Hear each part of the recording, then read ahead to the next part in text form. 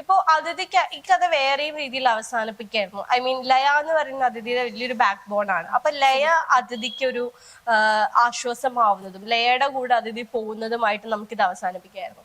അതിഥിക്ക് വേറെയും നല്ല നല്ല പൊസിഷൻസ് ഉണ്ടായിരുന്നു. ഇപ്പൊ ആദ്യ അതിഥിയുടെ നല്ലൊരു ഫ്രണ്ടാണ്. ആദ്യയുടെ കൂടെ അതിഥിക്ക് പോയിട്ട് ഹാപ്പി ആയിട്ടിരിക്കുകയായിരുന്നു. ഞാൻ ആ രീതിയിലായിരിക്കും അവസാനം പക്ഷെ അവിടെയൊക്കെ അതിഥി ചൂസ് ചെയ്യുന്നത് ഒറ്റയ്ക്ക് ഹീൽ ആവാന്നുള്ള ഒരു കാര്യമാണ്. അല്ലെ, ഒറ്റയ്ക്ക് ഹീൽ ആവാ. അവിടെ ലയനെ പോലെ ഒരു ഫ്രണ്ട് അതിഥിക്ക് കൊടുക്കുന്ന ഒരു സ്പേസും ഉണ്ട്. ഓക്കെ നീ പോന്ന് പറഞ്ഞിട്ട് കൊടുക്കുന്ന ഒരു സ്പേസ് ഉണ്ട്. അപ്പൊ ഞാൻ മനസ്സിലാക്കി നമ്മൾ എന്തെങ്കിലും ഒരു വിഷമം നമുക്ക് വരുമ്പോ നമ്മൾ വേറൊരാളിലാണ് നമ്മുടെ നമ്മൾ ഓക്കെ ആവാൻ വേണ്ടി നമ്മൾ വേറൊരാളെയാണ് തിരയുക. അല്ലെ, ഡിപ്പെൻഡ് ചെയ്യുക. നമ്മുടെ എല്ലാ കാര്യങ്ങൾക്കും നമ്മൾ ഡിപ്പെൻഡ് ചെയ്യുക. അപ്പൊ അങ്ങനെ അതിഥി കുറെ പേരെ ഡിപ്പെൻഡ് ചെയ്താണ് അതിഥി ഈ ഒരു പൊസിഷനിൽ എത്തിയത്.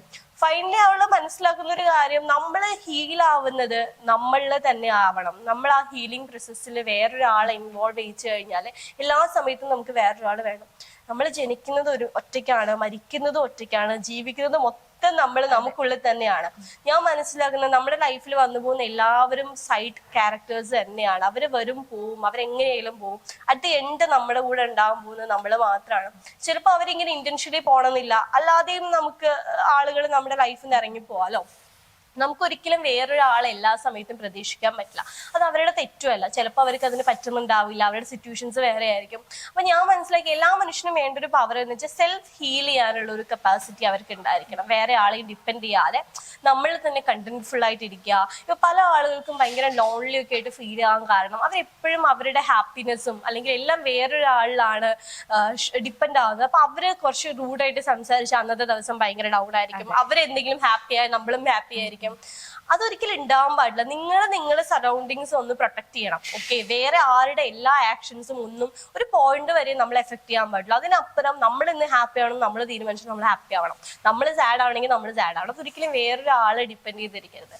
അപ്പൊ എനിക്കൊന്ന് ലയ എന്നുള്ള ഒരു ഫ്രണ്ടും ഭയങ്കര വാലിഡ് ആവുന്നത് അവിടെയാണ്. അവൾ ഒരിക്കലും അതിഥീനെ അവളിലേക്ക് ഒതുക്കി നിർത്തിക്കൊണ്ട് അവളെ പ്രൊട്ടക്ട് ചെയ്യാനൊന്നും ശ്രമിക്കുന്നില്ല. അവൾ അവിടെ നിൽക്കുന്നുണ്ട്, അതിഥിക്ക് വേണ്ടി സ്റ്റാൻഡ് ചെയ്യുന്നുണ്ട്. ബട്ട് അറ്റ് എൻഡ് അതിഥീനെ അവളായിട്ട് നിന്നുകൊണ്ട് ഹീൽ ചെയ്യാൻ വിടുകയാണ് ചെയ്യുന്നത്. അപ്പോൾ ഞാൻ മനസ്സിലാക്കിയത് ഇപ്പൊ എന്റെ ലൈഫിൽ നിന്ന് ഞാൻ പഠിച്ചിട്ടുള്ള ഒരു കാര്യമാണ്. എനിക്ക് എല്ലാ സമയത്തും ഞാൻ ഒരിക്കലും എനിക്ക് എന്തെങ്കിലും വിഷമങ്ങൾ വരുമ്പോൾ ആ വിഷമത്തിന്റെ ഒരു സ്റ്റേജ് കഴിഞ്ഞാൽ മാത്രമേ ഞാൻ ആളുകളോട് അത് ഷെയർ ചെയ്യുള്ളൂ. അപ്പൊ നമ്മൾ ഹീൽ ആവാന്ന് പറയുന്ന ഒരു കാര്യം ഉണ്ടല്ലോ, അത് എല്ലാ രീതിയിലും ആളുകൾക്ക് എല്ലാവർക്കും ആ ഒരു കപ്പാസിറ്റി ഉണ്ടെങ്കിൽ എനിക്ക് തോന്നുന്നില്ല ഇത്രയ്ക്ക് നമ്മൾ ഹേർട്ട് ആവും പല സാഹചര്യങ്ങളിലും എന്ന് തോന്നിയിട്ടുണ്ട്. അതിലൂടെ ഞാൻ അവസാനം ഈ ഒരു എൻഡ് വെച്ചിട്ട് പറയാൻ ഉദ്ദേശിച്ച കാര്യം, ആരും വരില്ല നിങ്ങളുടെ ലൈഫിൽ, ആരും വരില്ല. നിങ്ങളുടെ ലൈഫിലെ മെയിൻ ക്യാരക്ടർ നിങ്ങൾ മാത്രമാണ്. അതിനെ പ്രൊട്ടക്ട് ചെയ്ത് അതിനെ ബ്യൂട്ടിഫുൾ ആക്കി ഹാപ്പി ആക്കി കൊണ്ടുപോകാന്നുള്ളത് നിങ്ങളുടെ മാത്രം റെസ്പോൺസിബിലിറ്റി ആണ്. അതിന് നിങ്ങൾക്ക് ചെയ്യാൻ പറ്റുന്ന ഒരു കാര്യം, നിങ്ങളെ തന്നെ കുറച്ചുകൂടി വിശാലമായിട്ട് സ്നേഹിക്കുക എന്ന് പറഞ്ഞാൽ നിങ്ങളെ പെർഫെക്റ്റ് ആയിട്ട് ബാക്കിയുള്ളവർ കാണുന്ന പാർട്ടിനെ കൂടിയല്ല, നിങ്ങളുടെ ഇംപെർഫെക്ഷനെ, നിങ്ങൾ എടുക്കുന്ന റൈറ്റ് ആയിട്ടുള്ള ചോയ്സസിനെ, റോങ് ചോയ്സസിനെ, നിങ്ങൾ ചെയ്ത തെറ്റുകളെ എല്ലാത്തിനെയും നിങ്ങൾ ആക്സെപ്റ്റ് ചെയ്യുക. അതൊക്കെയാണല്ലോ നമ്മളാക്കി മാറ്റിയത്.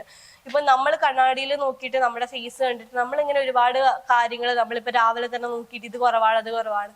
ഈ ബോഡിയല്ലേ നമ്മളെ ഇപ്പോഴും ജീവിച്ച് നിർത്തുന്നത്, നമ്മളിപ്പോ മുന്നോട്ട് നടത്തിക്കുന്നത് ഈ ബോഡി. ആ ബോഡീനെ സ്നേഹിക്കുക, അങ്ങനെ കുറെ കാര്യങ്ങളിൽ നമ്മളെ കണ്ടന്റ്ഫുൾ ആക്കിയിട്ട് മറ്റൊരാളെ ഡിപ്പെൻഡ് ചെയ്യാതെ നമ്മുടെ ഹാപ്പിനെസ്സും നമ്മുടെ എല്ലാ കാര്യങ്ങളും നമ്മൾ കണ്ടെത്തുന്നിടത്താണ് ഒരു പേഴ്സൺ കുറച്ചുകൂടി കംപ്ലീറ്റ് ആവുന്നത് എന്ന് എനിക്ക് തോന്നിയിട്ടുണ്ട്. അപ്പൊ ആ ഒരു കാര്യം എല്ലാവരോടും പറയണം. കുറച്ചുകൂടി അവനവനെ തന്നെ സ്നേഹിക്കുന്നതിലൂടെ ചുറ്റുപാടുകളെയും കുറച്ചുകൂടി വിശാലമായിട്ട് നിങ്ങൾക്ക് സ്നേഹിക്കാൻ പറ്റും. അപ്പൊ ലോകം കുറച്ചുകൂടി ബ്യൂട്ടിഫുൾ ആവും. അപ്പൊ ആ ഒരു കാര്യം പറയണം. വളരെ ഭംഗിയുള്ള ആലോചന.